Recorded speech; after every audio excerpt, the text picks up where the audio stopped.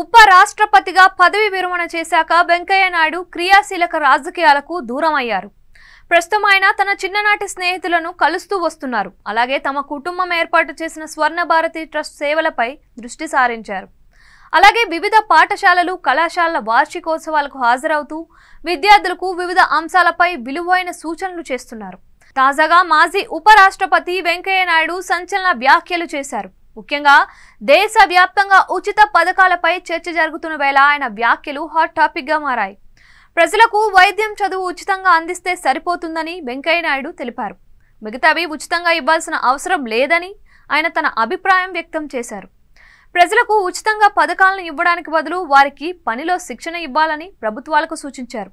తద్వారా ప్రజలకు వివిధ పనుల్లో ఉపాధి దొరుకుతుంది అన్నారు. వారి జీవితాలు కూడా బాగుపడతాయని చెప్పారు. అప్పుడే దేశం, రాష్ట్రాలు బాగుపడతాయని ఆయన వెల్లడించారు. ప్రస్తుతం వైసీపీ కూటమి ప్రభుత్వంపై ఘాటు వ్యాఖ్యలు చేస్తున్న సంగతి తెలిసింది. ఎన్నికలకు ముందు ప్రజలకు ఇచ్చిన ప్రతి హామీని ఇవ్వాల్సిందేనని వైసీపీ డిమాండ్ చేస్తుంది.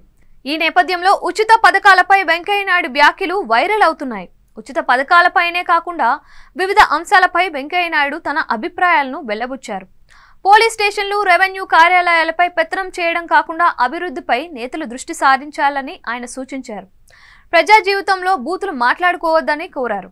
బూతులు మాట్లాడే వారికి మొన్నటి ఎన్నికల్లో ప్రజలు ఎలాంటి తీర్పు ఇచ్చారో చూశారు కదా అన్నారు.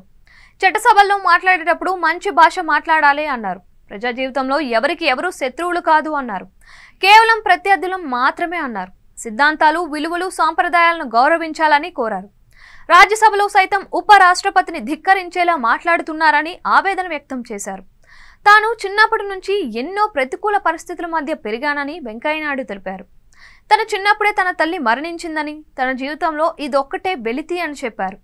ఇది తప్ప తమకు మరే అసంతృప్తి లేదని వివరించారు. తాను తన తల్లి ఆలోచనలకు అనుగుణంలా చదివానని చెప్పారు.